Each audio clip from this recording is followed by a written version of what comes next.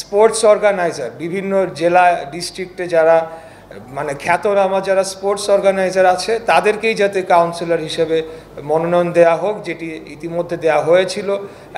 এক একটি জেলার যারা ডিসি সাহেবরা আছেন তারা ইনফর্ম, তারা তো রাস্তা থেকে কাউকে ধরে এনে বানায় দেবে না, আর অ্যাডহক কমিটি থেকেই দিতে হবে এরকম কথা কোথাও লেখা নেই গঠনতন্ত্রে কোথাও।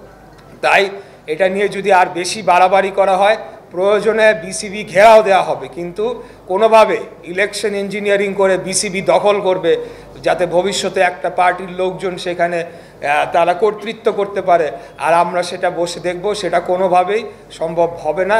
এটা আমরা কোনোভাবেই হতে দিব না। এটা আমাদের স্পষ্ট বার্তা। কোনোভাবেই এই যে ডিসি সাহেবদের উপর চাপ প্রয়োগ করে যদি কাউন্সিলর পরিবর্তন করার প্রয়াস তারা নিয়েছে সেটিকে যদি তারা এগিয়ে নিয়ে যাওয়ার চেষ্টা করে, তাহলে আমরাও এখানে রাজনৈতিকভাবে সেটাকে মোকাবেলা করার জন্য যে কোনো সময় প্রস্তুত রয়েছে। এখানে আমরা রাজনীতি করতে আসি না। যে কথাটি বারে বারে বলা হচ্ছে, কেন আপনারা বিসিবি এর আগে আপনারা অন্যান্য ইলেকশনের ক্ষেত্রে একই কাজ করেছেন, কেন আপনার বিসিবিতে এখানে রাজনীতি প্রবেশ করানোর চেষ্টা করছেন? আমরা কি স্বৈরাচারী খুনি হাসিনার আমলে দেখি নাই? একজন ব্যক্তি জনাব পাপন, উনি বিসিবি ফেস ওই ভদ্রলোক ছিলেন, উনি একজন স্বৈরাচারের ডিকটেটরের মতো চালিয়েছেন।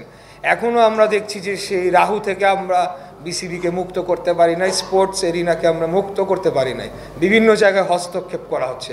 এই হস্তক্ষেপ অবিলম্বে বন্ধ করুন, তা না হয়তো আমরাও আমাদের যে প্রতিবাদের যে প্রয়োজনীয় যে ভাষা পন্থা সেটিকে আমরা বেছে নিতে বাধ্য হব। বান্ডেল থাকলে প্রতি সেনমানিতে টাকা বাঁচবে। বিকাশ সেনমানি বান্ডেল কিনে জিতুন প্রতি লেনদেনে।